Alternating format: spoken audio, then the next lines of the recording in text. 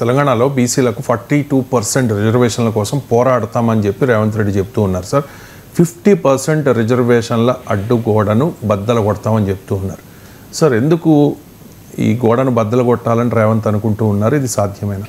రేవంత్ అనుకుంటే సాధ్యం కాదు, రాహుల్ గాంధీ అనుకుంటే కూడా సాధ్యం కాదు, కానీ రేవంత్ అనుకోవడం కాదు. ఇది రేవంత్ రెడ్డి ఏదో ఒక్కడే చెప్తున్నాడు అనుకుంటే చాలా పొరపాటు.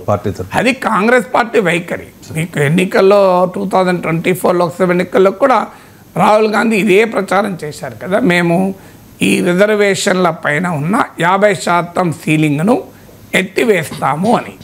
భారతీయ జనతా పార్టీ విధానమేమో సుప్రీంకోర్టు తీర్పుల ప్రకారము రిజర్వేషన్లు 50% మించకూడదు అనే విధానానికి బీజేపీ కట్టుబడింది. ఎందుకంటే బీజేపీకి ఓటర్స్లో బీసీ ఎస్సీ ఎస్టీ ఓటర్లు ఎంత ముఖ్యమో బీజేపీకి ఉన్న అనుకూల పొలిటికల్ కాన్స్టిట్యున్సీలో అగ్రకుల ఓటర్లు కూడా చాలా ఎక్కువ.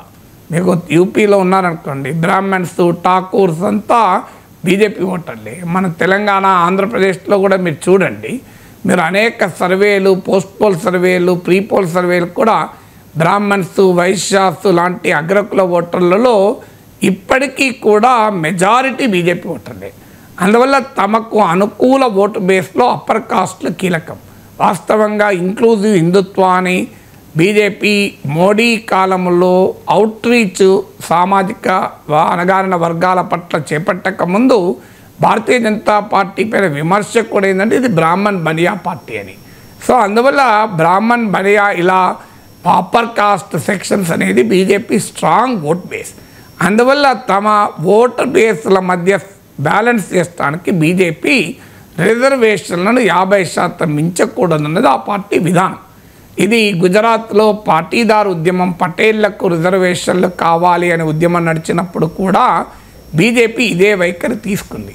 సో ఈ వైఖరి తీసుకున్నది కనుకనే వాస్తవంగా పటేళ్లు చాలా పెద్ద బీజేపీ ఓటర్ సెగ్మెంట్ అయినా కూడా ధైర్యంగా గుజరాత్లో ఆ వైఖరి తీసుకుంది. అన్నీ చెప్పి రిజర్వేషన్లతో రాజకీయాలు బీజేపీ చేయదా అంటే చేస్తుంది. మహారాష్ట్రలో మరాఠా రాజకీయ రిజర్వేషన్లతో ఫడ్నవీస్ ప్రభుత్వం చేయలేదా రాజకీయం? కానీ తమ ఎలక్టోరల్ కాన్స్టిట్యున్సీలో సిగ్నిఫికెంట్ అప్పర్ కాస్ట్ ఓటర్స్ ఉన్నారు కనుక ఆ ఓటర్లను ఏలియనేట్ చేసుకోకూడదు, దూరం చేసుకోకూడదు కనుక బీజేపీ 50% మించకూడదన్న సుప్రీంకోర్టు తీర్పును గట్టిగా సమర్థిస్తుంది. కానీ కాంగ్రెస్ పార్టీ సామాజిక న్యాయం అనే నినాదంతో హిందుత్వ పాలిటిక్స్కు సోషల్ జస్టిస్ పాలిటిక్స్తో ఎదుర్కోవాలి అనేది కాంగ్రెస్ ఆలోచన. ఎందుకంటే ఇది సక్సెస్ఫుల్గా యూపీ, బీహార్ లాంటి రాష్ట్రాల్లో మందిర్ పాలిటిక్స్ను, కమండల్ పాలిటిక్స్ను, మండల్ పాలిటిక్స్ ఎదుర్కోగలిగింది. సో అందువల్ల దీన్ని కాంగ్రెస్ పార్టీ కూడా తీసుకుంది. అంటే కమండల్ పాలిటిక్స్కు కౌంటర్గా మండల్ పాలిటిక్స్ చేపట్టాలి అని. సో ఇది మండల్ 2.0లో భాగంగా సామాజిక న్యాయం అన్నారు.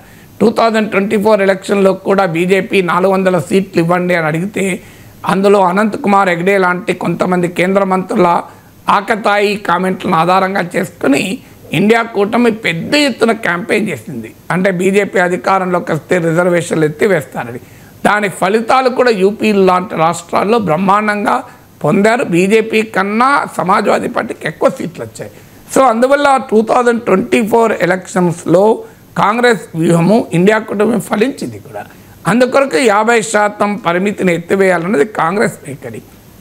అది సుప్రీంకోర్టులో స్పష్టంగా to balance between competing constitutional provisions the reservation should not exceed 50%. Indra Sawhney చారిత్రాత్మక తీర్పులో, ఇందిరా సహాని కేసులో సుప్రీంకోర్టు పేర్కొంది. Unless special case is made out అనే ఒక ఎగ్జంప్షన్ కూడా ఇచ్చింది. సో అందువల్ల రాజ్యాంగపరమైన అంశాల కన్నా రాజకీయపరమైన అంశాల కారణంగా 50% గోడ ఉండాలని బీజేపీ, ఆ గోడను బద్దలు కొట్టాలన్నది కాంగ్రెస్ విధానం.